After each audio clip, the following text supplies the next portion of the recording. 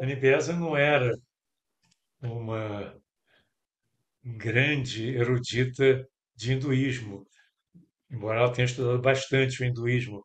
Mas nessa tradução, ela se apoiou em vários eruditos, em vários sábios da Índia que conheciam profundamente o texto do Bhagavad Gita.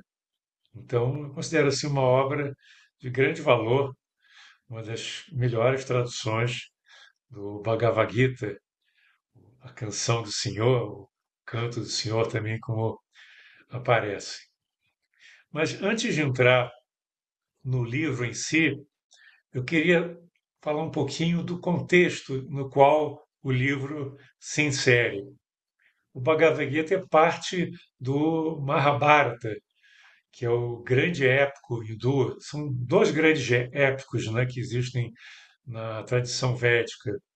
O Mahabharata tem mais de 100 mil versos, você vê que ele é gigantesco mesmo. E o Ramayana.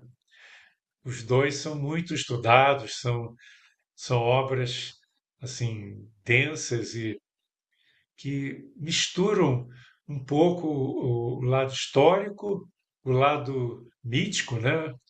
E o lado místico também. Assim como, aliás, todas as grandes obras, né, são assim. Você vê a Bíblia, conforme o Geoffrey Hodgson coloca, tem esses três aspectos, né? A Annie Besant também fala isso no Cristianismo Esotérico, que você tem o lado histórico, que retrata alguma coisa que aconteceu há muitos anos, milhares de anos atrás. O lado que é mais importante é o lado simbólico, né? O lado mítico, né? Que tem a ver com a própria evolução do ser humano, com a maneira como a nossa alma humana se, se movimenta nesse mundo e caminha no sentido da evolução para a libertação, para a autorrealização. Eh, Como eu vou mostrar depois, ao longo do texto, né, você tem um diálogo entre Krishna, que representa a nossa divindade interior, e Arjuna, que é o guerreiro, que representa Manas, que representa o ser humano, quer dizer, com a sua personalidade, com a sua natureza mais mundana. Então, todo o Bhagavad Gita é um diálogo entre Krishna e Arjuna. Mas para vocês entenderem por que esse diálogo acontece, e acontece justamente no campo, num campo de batalha, o campo de Kurukshetra, eu queria trazer um pouquinho o que antecede o Bhagavad Gita dentro do Mahabharata. Então, o Mahabharata é um grande épico, né, que conta a história de dois clãs que, na verdade, são parte de uma mesma grande família que habitava na, na região perto da confluência do rio Ganges com o rio Yamuna, na região mais ou menos próxima de Delhi, né, a capital da Índia hoje. E naquela época, milhares de anos atrás, quando esse drama aconteceu, o, a Índia era dividida em reinos. Não havia ainda uma unidade como nós entendemos hoje num país índio. Haviam reinos, cada um com a sua autonomia, com seu rei, com a sua sucessão e com as suas características, às vezes muitas vezes com uma língua diferente, com uma forma de viver diferente. Até hoje na Índia você encontra estados que têm línguas diferentes, que têm escritas diferentes, têm origens da escrita diferentes, nem usam os mesmos caracteres. Por exemplo, o estado onde se encontra a Sociedade Teosófica, que é o Tamil Nadu, ele tem como língua o tamil, que é diferente do sânscrito, dizer, não é uma língua que veio do sânscrito, e o sânscrito é que gerou o hindi, que é a língua oficial da Índia. mas somente 60% da população da Índia utiliza o hindi, né? Então, se você pegar o Tamil, né, que é a língua no estado de Tamil Nadu, onde está Chennai, onde fica Adyar, são línguas que têm raízes diferentes, têm caracteres diferentes, têm origens diferentes. Dizem que o Tamil originário é mais antigo que o sânscrito, mas isso é só uma curiosidade, né, que para mostrar que naquela época nós não tínhamos uma Índia integrada. E essa região ali, que é uma região muito sagrada, onde você tem o Ganges e o rio Yamuna, que também é considerado um rio sagrado, né, era habitado por um rei que era uma encarnação divina, né, chamado Vyasa. Você vê que o Vyasa aparece em diversos momentos na tradição indiana como uma encarnação divina, assim como Krishna também é considerado uma encarnação divina. É interessante que dizem que o Mahabharata e o Bhagavad Gita foram ditados por Vyasa e o escriba foi essa divindade tão conhecida na Índia, que é o rei elefante, o, que é considerado a divindade, o Ganesha, que é a divindade da prosperidade. Então, eu quando estive na Índia, acho que foi em 2013, se não me engano, ou 2011, não tenho certeza, eu fui até uma cidade sagrada lá dos Himalaias, chamada Badrinath, e perto de Badrinath tem um ponto onde você pode visitar a caverna, são dois locais que estão separados de algumas centenas de metros, né? Uma em que o Vyasa estava mentalmente ditando o Mahabharata e o Bhagavad Gita, e um pouco depois, uma caverna onde o Ganesha estava como escriba anotando lá tudo que o Vyasa estava enviando para ele, né? E assim nasceu esse grande épico, o Mahabharata, né? Aliás, o Ganesha ele é filho de Shiva, uma divindade da maior importância na Índia. Mas a história então transcorre quando Vyasa tem três filhos. O mais velho chamava Pandu e o segundo Dhritarashtra. E, aliás, o mais velho era o Dhritarashtra e o segundo era o Pandu. Só que, como o Dhritarashtra era cego,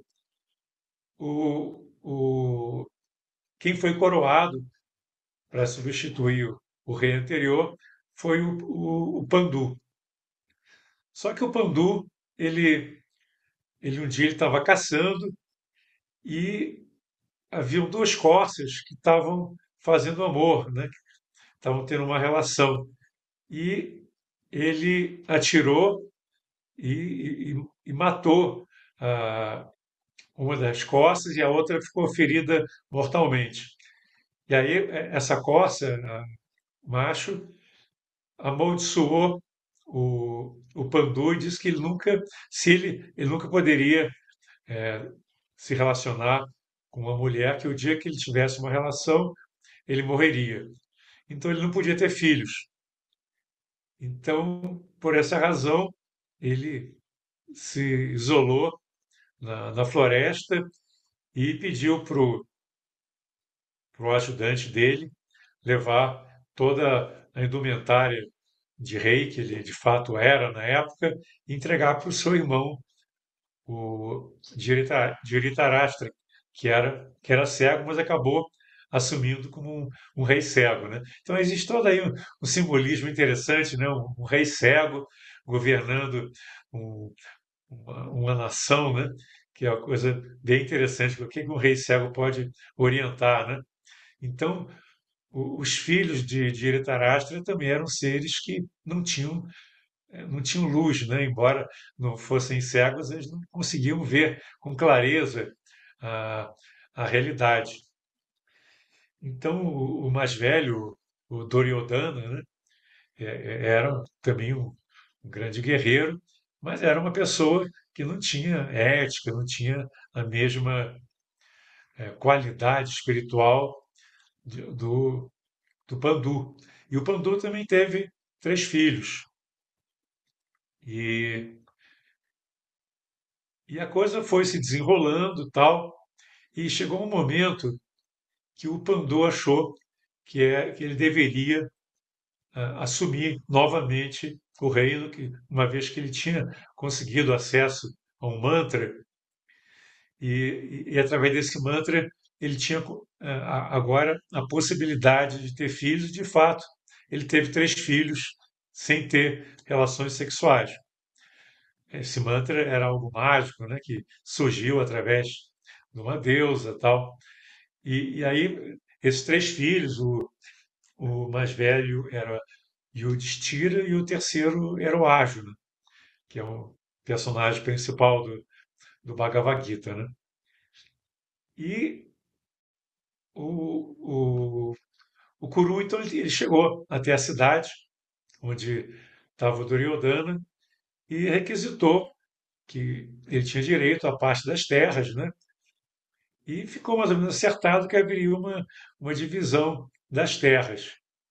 Só que o Duryodhana era muito ganancioso e queria tudo para ele e para os seus descendentes.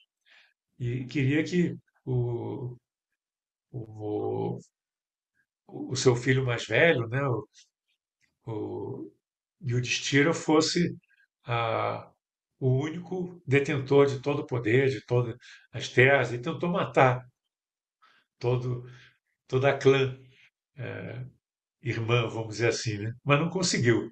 E aí, aí os anos foram se acirrando, houve uma série de peripécias que agora não cabe aqui contar, e o fato é que nós chegamos a uma condição que aquele conflito era inevitável. Então, esse conflito, que é narrado no Bhagavad Gita, aconteceu no campo, num campo, numa planície sagrada, que é chamada de Kurukshetra, e que é uma planície sagrada muito especial, né? Mas antes que acontecesse o, a guerra em si, né, antes que o Bhagavad Gita se iniciasse com o discurso de Krishna para Arjuna, aconteceu uma coisa muito interessante, que dá bem a tônica, né, das duas clãs que estavam se guerreando. O Krishna era considerado o grande sábio, era assim, uma encarnação de uma divindade. Então, tanto Arjuna, que era o guerreiro-chefe da, da clã dos filhos de Pandu, que eram os Pandavas, procurou o Krishna, assim como o, o Duryodhana, que era o filho mais velho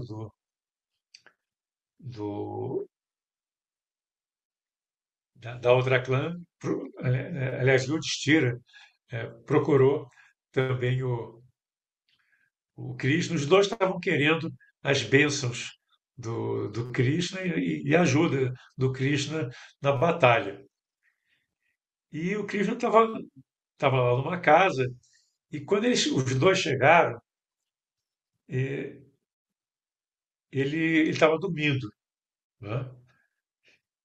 E aí o Duryodhana, que era o filho do Dhritarashtra, né, da clã dos, do- dos Kuravas, ou Kurus ou Kuravas, ele, ele sentou ao lado da cabeça do Krishna, e logo em seguida chegou o Arjuna, e o Arjuna sentou aos pés do Krishna.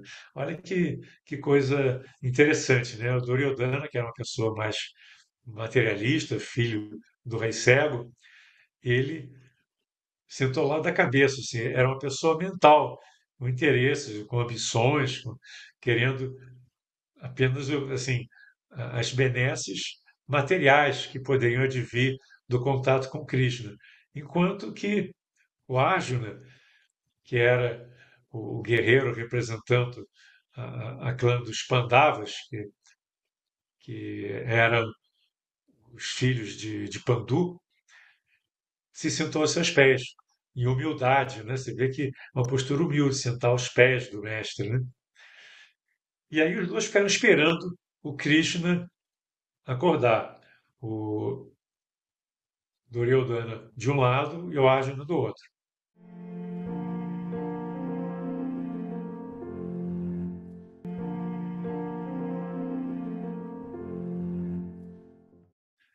Aí, quando o Krishna acordou, o primeiro que ele viu foi o Arjuna, porque ele estava aos seus pés e o outro estava ao lado da sua cabeça. Então ele levantou e viu primeiro o Krishna. Aí ele falou assim: Olha, eu tenho duas coisas que eu posso oferecer para vocês, que eles queriam, né? O apoio do Krishna. Para um de vocês, eu vou oferecer os meus exércitos, que eram bastante numerosos. E para o outro, eu vou apenas oferecer a minha presença. Só que eu não vou lutar, vai ser só a minha presença. Então vocês vão ter que escolher ou os exércitos ou a minha presença. Aí ficou aquela situação, né? Quem que vai escolher primeiro? Aí o Krishna falou: o Arjuna vai escolher primeiro, foi ele que eu vi primeiro quando eu acordei, porque ele estava aos meus pés. Aí o Duryodhana ficou muito preocupado, né? Que ele queria os exércitos. Mas, para surpresa dele, o Arjuna preferiu a presença do Krishna, mesmo que o Krishna não lutasse. E o Krishna então se transformou no cocheiro do Arjuna. E aí o Duryodhana ficou muito contente. Poxa, o que eu queria eu mesmo, os exércitos, então tá ótimo dessa maneira. Então, eles saíram um com os exércitos, né? A clã do Duryodhana, que era os Kuravas, e o Arjuna, com os Pandavas, ficou com a presença do Krishna. Por isso que o Krishna é o cocheiro do Arjuna. Ele não luta, mas ele dá instruções para o Arjuna. E isso é muito bonito, né? E simbolicamente, esse campo de batalha de Kurukshetra, ele simboliza a luta interior do ser humano que, através da. E tem uma mente dividida, vamos dizer assim, Manas, ela se divide, como nós estudamos nos livros teosóficos, né? Ora, ela está voltada para a sua natureza divina, representada por Krishna, e ora está voltada para a sua natureza mundana, representada pelo Duryodhana. Então, olha só que situação, né? O Arjuna, ele, ele recebia apenas a inspiração de Krishna, porque Krishna está associado à intuição, está associado à Budi, à iluminação, à verdade, à sabedoria, não é? Então, realmente, os nossos princípios superiores não podem entrar na luta por nós. Eles podem apenas nos orientar, nos inspirar, nos instruir. E é isso que acontece durante ah, esse, esse conflito, né, no campo de Kurukshetra. Todo o Bhagavad Gita são as instruções dadas por Krishna para o Arjuna. Então, o, esse é o contexto em que ah, vai começar essa guerra, né? Então, antes de começar a guerra, os dois exércitos estão perfilados, um diante do outro, nesse campo de Kurukshetra, e como as duas clãs faziam parte da mesma família, os guerreiros e toda as pessoas envolvidas no conflito eram parentes, eles se conheciam muito bem, né, porque eles tinham convivido durante muito tempo.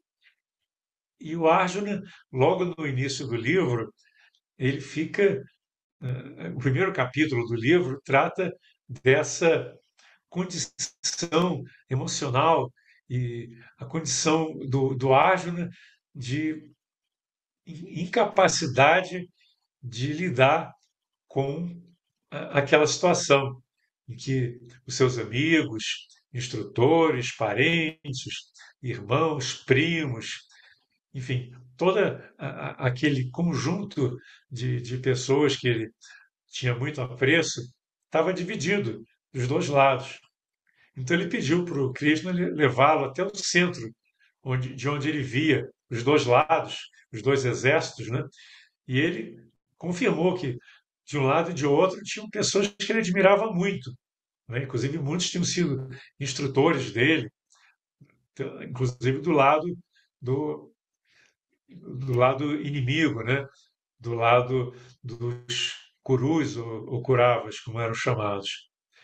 E aí ele começa a dialogar com Krishna e diz: Poxa, como é que eu vou poder lutar contra pessoas que me são tão queridas, que são meus parentes, meus primos, meus instrutores, pessoas que eu tenho tanta admiração, que bem poderia advir de uma luta fratricida, de uma luta entre irmãos, que geraria uma grande carnificina, que geraria tanto sofrimento, né? Eu não quero lutar para obter bens materiais. Eu não quero nada para mim, nem no campo do poder, nem no campo material. Eu prefiro morrer do que ter que lutar e matar pessoas que eu admiro tanto. Isso seria um grande pecado eu fazer, eu me envolver numa luta como essa. Então, vocês veem, é, muito natural essa reação, né, muito humana, vamos dizer assim, essa reação do ágil, né? E se nós observarmos psicologicamente, né, o que vem a ser esse grande conflito? Não é? Se o ágil representa a mente humana que está dividida, o conflito ele ocorre num campo psicológico no interior do ser humano. O campo de Kurukshetra é a vida, é a nossa vida. E a nossa vida é cheia de conflitos. E a grande lição que está por trás do Bhagavad Gita é que nós não podemos nos abster de atuar nesse mundo, de lutar nesse mundo, de nos envolvermos com a situação, né, com os conflitos, com as injustiças que existem nesse mundo, porque essa clã dos Kuravas, dos Kurus, estavam querendo usurpar um direito legítimo dos Pandavas às terras, né? E eles queriam dominar tudo e, inclusive, matar todos os seus componentes da outra clã.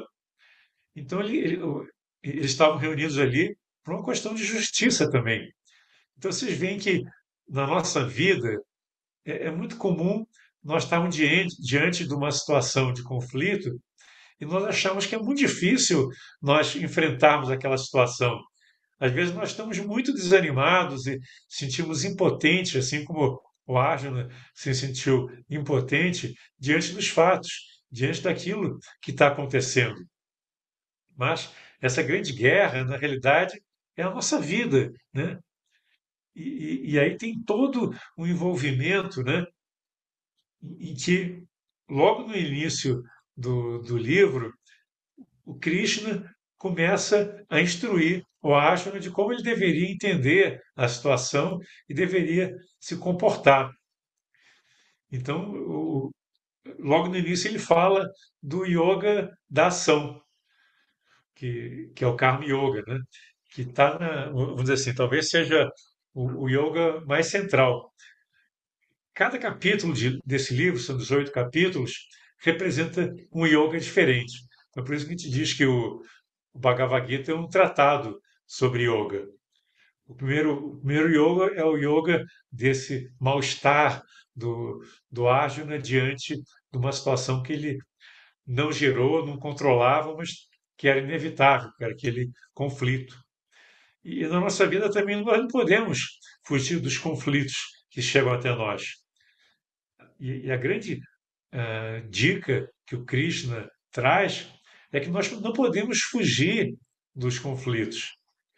E tem uma frase que ele traz logo no início, né, quando trata do yoga da ação, é que é através da ação desapegada, da ação com sabedoria, da ação inspirada, aquela ação que não busca resultados, né? Ação inegoísta, é que nós podemos alcançar uma autorrealização nessa vida. E ele diz uma coisa que para mim assim, foi muito marcante, o Krishna, né? Ele diz o seguinte: a ação é superior à inação. Que às vezes muitos de nós temos assim uma ideia, né, que a vida espiritual é você entrar em reclusão, ir para o mosteiro, para a montanha, né, ficar numa caverna meditando. E muitos sábios fazem isso, mas depois eles voltam e atuam no mundo. Porque nós estamos aqui nesse mundo para agir. E o Krishna fala uma outra coisa que é muito esclarecedora. A vida é ação. É impossível você viver sem agir. Olha que coisa.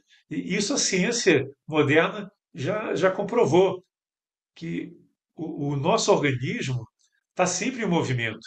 A matéria está sempre em movimento. Antigamente a gente entendia que a matéria era inerte e que só a matéria orgânica que era provida de movimento. Mas hoje em dia, toda a matéria, e Blavatsky já falava isso muito antes da ciência descobrir, toda a matéria tem movimento, toda a matéria é viva. A vida está em toda parte, até naquilo que a gente considera como inerte, como mineral, mas quando você bota no microscópio e olha lá as partículas, né, as moléculas dos minerais, está tudo se movendo, se transformando. Então a vida é movimento. Você não pode viver sem, sem agir. Você vê que ao longo da nossa vida nós somos impelidos à ação. E os hindus falam uma coisa muito interessante que Krishna reproduz, que a própria matéria, né, ela possui qualidades, que são as chamadas gunas. E as gunas, elas fazem com que nós tenhamos três tipos de comportamento. Um guiado pela energia cinética, a energia do movimento, que é rajas. A outra, que é a força da inércia, que é tamas. E a terceira, que é sátiva, que é aquela energia, né? Aquela qualidade da matéria que tem a ver com ritmo e com equilíbrio. Então, essas três forças estão sempre atuando em nós. Ora, nós somos, por exemplo, durante o sono, nós estamos numa atitude um pouco mais tamásica, né? Com maior inércia, embora no sono também a gente tenha movimento. Durante o estado de vigília, quando estamos acordados, nós nos movimentamos mais. E nós sempre estamos buscando o quê? Aquela qualidade da harmonia e do equilíbrio que é o sattva. Então, o sábio, ele procura harmonizar as duas forças do movimento e da inércia para gerar o equilíbrio, o ritmo, a música, né? E viver de forma harmoniosa. Então, o Krishna fala justamente isso. Você não pode evitar a ação. A ação é intrínseca ao viver.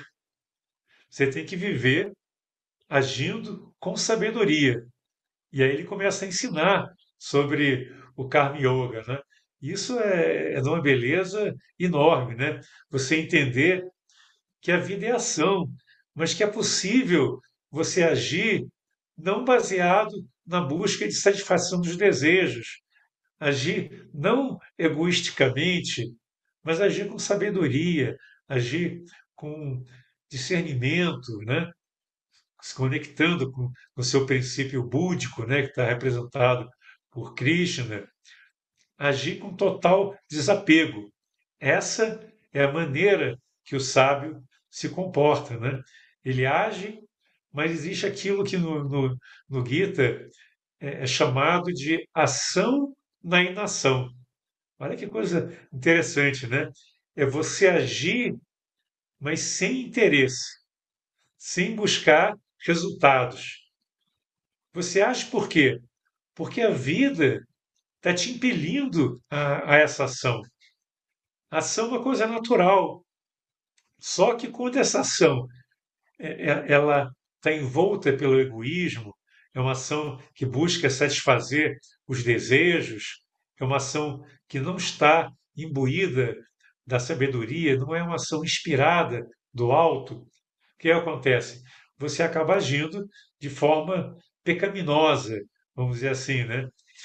Agindo de uma forma ignorante, gerando consequências kármicas, inclusive, porque você não está agindo de acordo com aquilo que é o seu Dharma, aquilo que é ah, a sua missão, o, o seu destino, né, dentro da vida. Então, a vida o tipo de vida que o Krishna procura mostrar para o Arjuna é uma vida em que você não se abstém da ação. Você age, mas age com sabedoria, age com desprendimento, age sabendo que existe um plano maior, que existe uma possibilidade de você se conectar com o seu princípio divino e daí receber as instruções para a batalha. Não por acaso, num outro livrinho muito bonito que nós estudamos, e um livro que eu aprecio muito, né? Inclusive eu traduzi, Luz no Caminho, nós temos a mesma situação, né? Na segunda parte do livro, que é chamada a, a saga do guerreiro. E nesses breves, eh, nessas breves instruções que são dadas, nesses aforismos, existe uma instrução muito bonita, né? Que você, como combatente, né, como agente nessa vida, como, vamos dizer assim, um ágil, né, nessa vida, você tem que estar muito atento para ouvir as instruções do guerreiro. E você deve deixar que o guerreiro atue através de você. No campo de batalha, você deve se colocar ao lado, né? Ou seja, você não deve querer que as coisas no mundo aconteçam de acordo com os seus desejos, as suas vontades, as suas predileções. Você se coloca de lado, ao lado, e deixa que o guerreiro, representado por Krishna, né, atue através de você. Ou seja, a sua ação vai ser uma ação iluminada, uma ação inspirada pelos princípios superiores. Você se conecta com Budi, Manas, que é o princípio mental, se conecta com Budi, que é a alma espiritual, é o nosso princípio de luz, princípio que tem a ver com a intuição. E nesse momento que nós estamos conectados com o divino dentro de nós podemos agir de uma forma em que nunca vai haver uma ação equivocada, pecaminosa, uma ação que vá prejudicar os outros. Então, toda ação, para ser uma ação pura, uma ação correta, ela tem que estar imbuída dessa percepção de que você está agindo não para você, mas para o bem-estar de todos, o bem-estar de toda a humanidade e de todo o planeta. Então, vocês veem a grande diferença que há entre uma ação que é voltada para a satisfação dos desejos e uma ação pura, uma ação em que você simplesmente se oferece como instrumento de algo maior. Você ouve a voz do silêncio, você ouve a voz de Krishna, aprende, aprender com aquilo que vem do alto e passa atuar no mundo de uma forma em que você é um instrumento do divino. Isso é uma coisa maravilhosa, né? E o Krishna fala uma coisa muito interessante para o Arjuna, que assim, tanto a ação é importante, porque, por exemplo, se eu não agisse, eu não influenciaria, eu não estaria instruindo as pessoas sobre o caminho da autorrealização. Porque as pessoas não aprendem apenas pela leitura, pelo estudo, elas aprendem muito mais pelo exemplo. E a minha ação como instrutor é pelo exemplo. E todo verdadeiro instrutor ensina muito mais pelo exemplo do que pelas palavras. As palavras podem entrar pelo ouvido e sair pelo outro, mas quando você percebe, né, através do exemplo, né, que é possível viver no mundo de forma diferente, tudo se transforma. Então o Krishna continua: se eu não tivesse aqui, né, te transmitindo esse ensinamento, se eu não tivesse no mundo agindo e instruindo e fazendo com que as grandes verdades pudessem ser transmitidas, se eu me abstivesse, se eu entrasse no estado de inércia, muita coisa errada aconteceria, porque eu estaria deixando de cumprir o meu Dharma, de cumprir a minha missão. Por isso que a ação é superior que a inação, porque através da ação você comunica, através da ação você dá o exemplo, através da ação você age no mundo no sentido de fazer com que o plano maior, o plano da evolução, o plano divino, possa ser executado nesse mundo.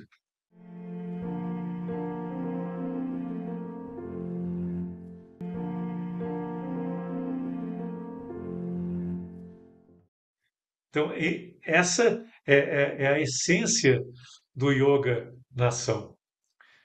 E o Krishna fala o seguinte: não se iluda que uma guerra é uma coisa terrível. A guerra é inevitável quando certas condições acontecem. E aí a guerra também, psicologicamente, são os conflitos que vêm até nós, né? Nós somos sempre submetidos a provações dentro dessa vida. Nós somos colocados em situações que nós não gostaríamos de estar, que nós não criamos, mas que fazem parte da nossa senda, da nossa peregrinação nessa vida, né? Então, agir com sabedoria nas condições em que nós encontramos, que nem sempre são as condições que nós gostaríamos de enfrentar, é fundamental. A nossa atitude diante dos conflitos, diante das vicissitudes, das dificuldades, das pedras no caminho, é que faz com que nós venhamos a evoluir. Essas pedras no caminho, que às vezes nos perturbam, nos fazem tropeçar, são também os degraus que vão permitir que a gente possa crescer, possa evoluir, trabalhar o nosso eu, né? Superar as nossas limitações, polir o nosso ego, vamos dizer assim, né? De maneira que a gente possa crescer. Então, esse crescimento espiritual, ele se dá nesse mundo na medida que nós superamos as adversidades, superamos as situações difíceis, que nós atuamos no campo de batalha, que é a nossa vida, com esse espírito de doação, com esse espírito amoroso, com esse espírito de serviço também, que é o que a, o Krishna sugere. O Krishna fala também, observa que a morte não é o fim. Aquilo que é real nunca vai deixar de ser real, que é o eterno, o supremo, a vida divina, né? Essa é a realidade. Enquanto que o irreal, o efêmero, o transitório nunca vai se tornar real. Então você tem que saber diferenciar o real do irreal e perceber que nós temos que nos voltar para o real. E esse corpo, ele é perecível. Na verdade, a vida, ela não pode ser destruída. Nem a sua vida, nem a vida dos seus irmãos, dos seus primos que estão aqui nesse campo de batalha, essa vida não pode ser destruída, assim como a energia não pode ser destruída. O que perece é aquilo, é o corpo, né? E todos nós vamos perecer um dia, todos nós vamos morrer. Então, a morte não é um problema. A morte é inevitável, inclusive. Todos nós vamos morrer um dia.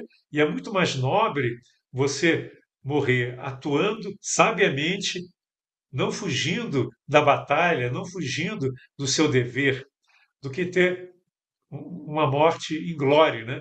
Uma morte em que você você chega no final, né? Morre por doença, por velhice, mas não cumpriu o seu dharma, não fez aquilo que você tinha que fazer nesse mundo. Que nós chegamos nesse mundo com uma missão, com um dharma, com algo que precisa ser feito. E essas ações que nos são apresentadas são dentro do campo de Kurukshetra, são dentro do campo em que nós temos que superar e lutar, mas lutar com sabedoria, lutar sem ira, lutar sem ódio, nos oferecermos como instrumento.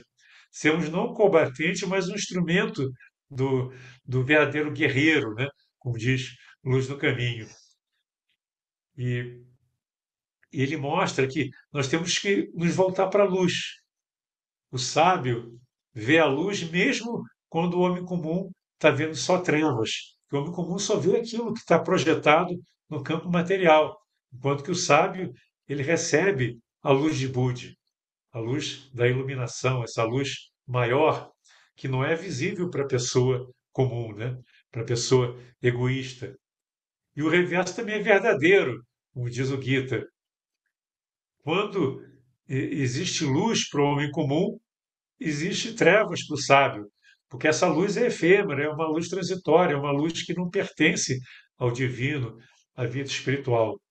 Então nós temos que pautar a nossa vida pela luz que vem do alto, pela essa luz que vem de Budi, né? Que vem de lá de outros planos e que não pertence ao domínio do mundo da mente, dos desejos, das ações, das repulsões.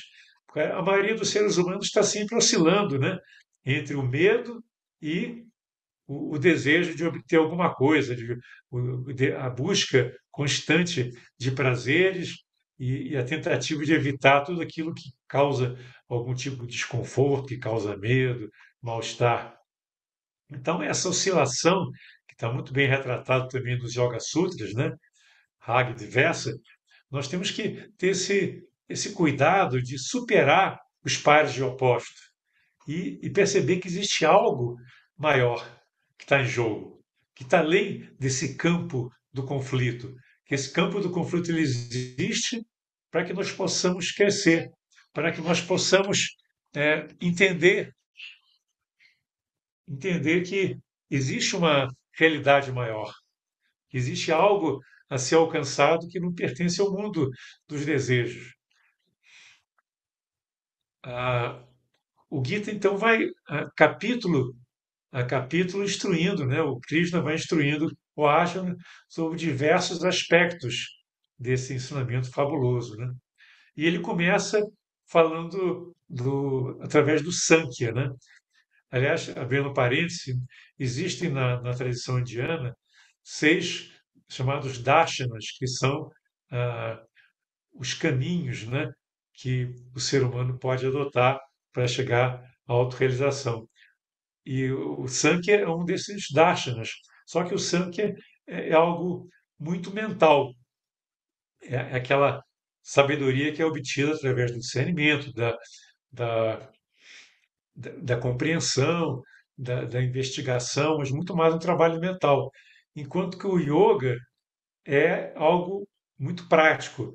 Então, depois que o Krishna fala no segundo capítulo sobre o Sankhya, né, que é toda essa visão filosófica que está por trás dos ensinamentos que ele está transmitindo, aí ele disse, agora eu vou transmitir os ensinamentos que vão permitir que você realmente chegue à autorrealização através do yoga.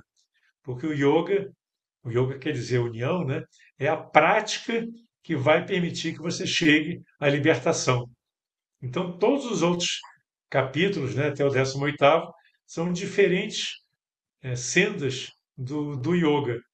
Então ele fala do Karma Yoga e vai falando de diversos yogas que vão transmitindo, né, essa sabedoria. O outro yoga que vem logo em seguida é o Jnana Yoga, né, que é o yoga da sabedoria, né, que está representado por Prajna em sânscrito, né? É você compreender que essa vida é limitada, que essa vida é efêmera e que existe algo muito maior, existe uma vida divina que busca expressão através de você, né? que, que permite que você leve uma vida sábia. Então, o yoga da sabedoria, o yoga do conhecimento, o, é um yoga que tenta mostrar o quanto é irreal essa vida que nós vivemos. É uma vida projetada, é uma vida em que foi criada por Maia, vamos dizer assim, né? É uma projeção de dentro para fora. E é interessante abrir no parênteses que na Índia se fala muito em Maia como sendo ilusão.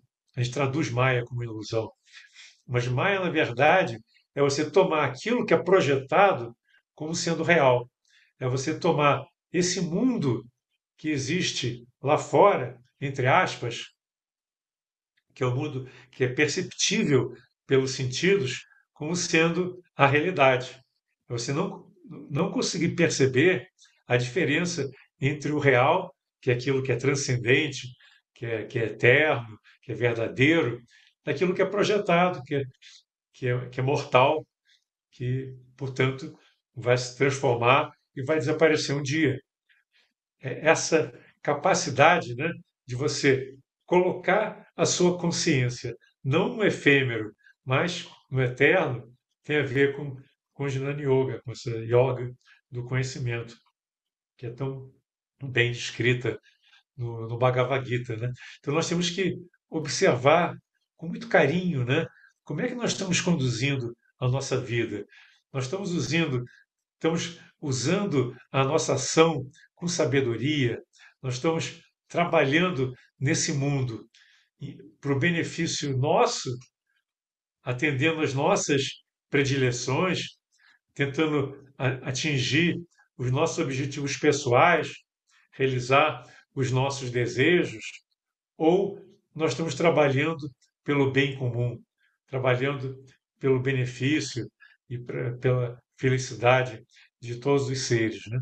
Então, esse tipo de questionamento é da maior importância na nossa vida, né? Você perceber o quanto nós somos enganados pela movimentação das gunas, né?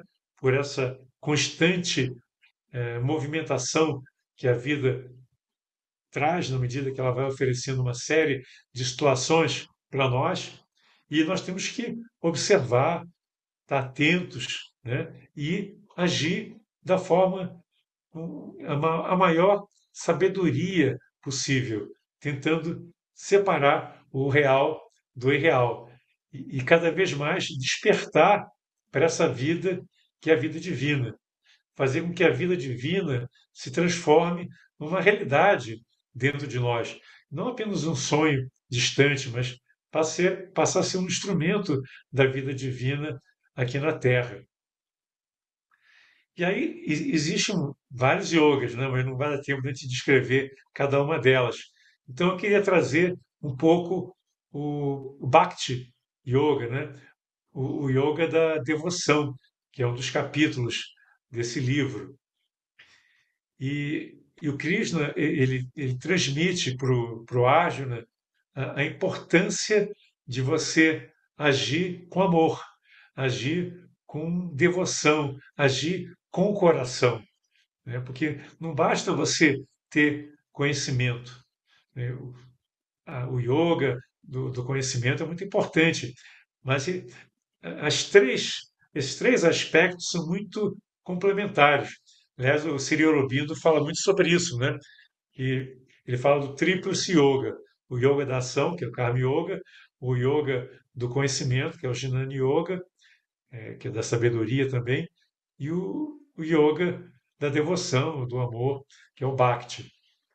Então você, na realidade, para chegar à autorrealização, você precisa das três coisas.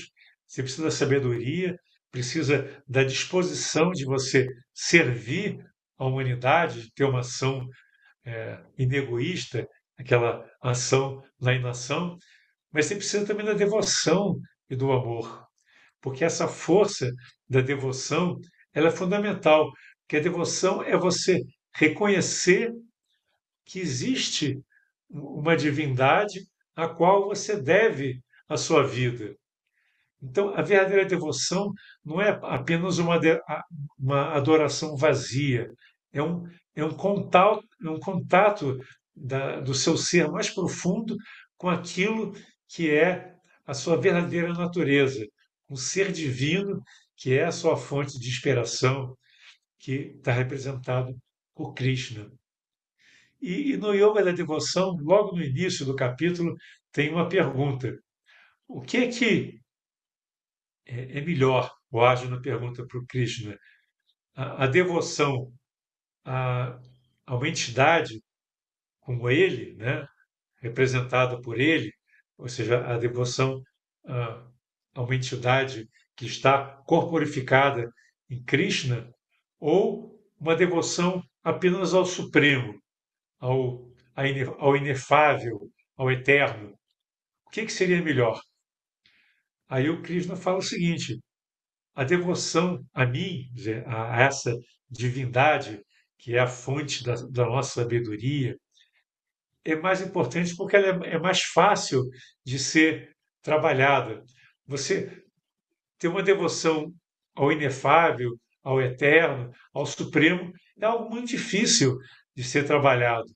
É muito mais fácil você ter uma devoção a, a Krishna, né? Que Krishna justamente ele representa, simboliza o eterno, mas é algo mais próximo de nós. É como se fosse o nosso condutor mesmo, né? O nosso cocheiro, como está representado no Bhagavad Gita. É a nossa fonte de inspiração. Então, na hora que você desenvolve a devoção a Krishna, a devoção a essa entidade que, que é a própria vida divina se expressando em nós, você consegue atuar com muito mais facilidade nesse mundo, porque o amor é a mola propulsora. É o amor que permite você perceber a unidade da vida, perceber que todos os seres fazem parte dessa mesma unidade. Não é através do intelecto que você percebe a unidade. A unidade é algo que você percebe através do amor. É através do amor que você comunga com todos os outros seres. É através do amor que você sente que você faz parte desse universo e que esse universo é um todo integrado. Que não existe nada que separe você do seu irmão, do seu primo, do seu instrutor, da clã inimiga. Então, se você age com amor, mesmo que você combata, mesmo que você não luta por você, você luta por uma causa, você luta realizando o seu Dharma, o seu objetivo de vida. Você está agindo nesse mundo com sabedoria. Então vocês veem que eu procurei trazer aqui três chaves que são fundamentais, né? É a disposição de agir nesse mundo, mas agir com sabedoria e agir com amor, ciente que existe uma unidade nessa vida que permeia todas as coisas, que nós não estamos aqui por acaso, nós temos que trabalhar a nós mesmos para poder superar as nossas limitações.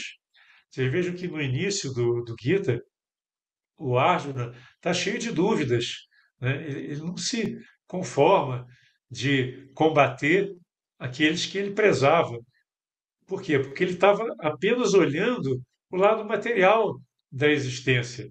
É quando isso psicologicamente representa você dar valor somente ao que é externo, que o lado material da existência, sem perceber que existe esse outro lado divino, eterno, inefável, que é a fonte de todas as coisas. Então, na medida que o Arjuna vai percebendo, e durante o Gita tem um momento lindíssimo no que o Krishna se revela, né, a pedido do Arjuna, o Krishna se revela em toda a sua com toda a sua magnitude, com todo o seu poder, com toda a sua luz. E chega um ponto que o Krishna, o Arjuna fica tão assim admirado, tão impactado com aquela visão que ele não suporta. É uma visão é, fabulosa. Ou seja, quando nós nos abrimos para o divino, existe uma luz que não tem fim, que pode trazer uma grande transformação na nossa vida. E essa luz, que tem a ver com a sabedoria, vai fazer com que toda ação nesse mundo seja uma ação sem erro, sem pecado, sem possibilidade de você dar um golpe em falso, porque você está no campo da batalha, mas quem está guerreando não é você. Você entregou, você abriu mão, você não tem nenhum apego a nada que possa acontecer, nem possa acontecer em termos de vitória, nem derrota. Nem sucesso, nem fracasso são importantes para você. O importante é agir de acordo com o seu Dharma, agir de acordo com as instruções que o verdadeiro guerreiro, que o verdadeiro instrutor está trazendo para você. É como se fosse um sussurro que chega aos seus ouvidos se você estiver atento. Por isso que é muito importante nós estávamos atentos para essa voz que Blavatsky chamava da voz do silêncio, né? Essa voz que permite você entrar em contato com o divino na sua vida, entrar em contato com o cocheiro que vai orientar por onde a sua carruagem vai transitar, de maneira que você consiga agir com sabedoria, consiga agir com amor. Então, eu recomendo que vocês leiam esse livrinho tão fabuloso, Bhagavad Gita, a canção do Senhor, que é um livro assim que foi livro de cabeceira, inclusive, de Blavatsky. Blavatsky tinha dois livros de cabeceira. Um era o Bhagavad Gita e outro era o Luz da Ásia. Então é um livro assim para ser lido muitas vezes, porque ele tem a essência dos ensinamentos do yoga e vai nos orientar a trilhar a exercer o nosso poder divino nessa vida com sabedoria, com amor, com desapego e, no final das contas, conseguindo viver a vida divina. E, no final de tudo, o objetivo final é o samadhi, é a libertação. E então o Arjuna, no final do Gita, ele entendeu todos os ensinamentos e partiu para uma ação que é essa ação não interessada. Ele entrou na batalha, mas ele entrou não como uma personalidade, mas como um instrumento do divino no campo da batalha, que é a nossa vida. Então, eu encerro convidando vocês a exercerem esse, essa capacidade que nós temos de ouvir as instruções do Krishna, de não querer os exércitos de Krishna, mas querer a iluminação, querer a instrução da divindade de Krishna, para que nós possamos caminhar com beleza, com amor, com sabedoria nessa vida e possamos ser um instrumento da justiça, da transformação e da criação de um mundo de amor, de ordem e um mundo onde todos possam ser realmente felizes.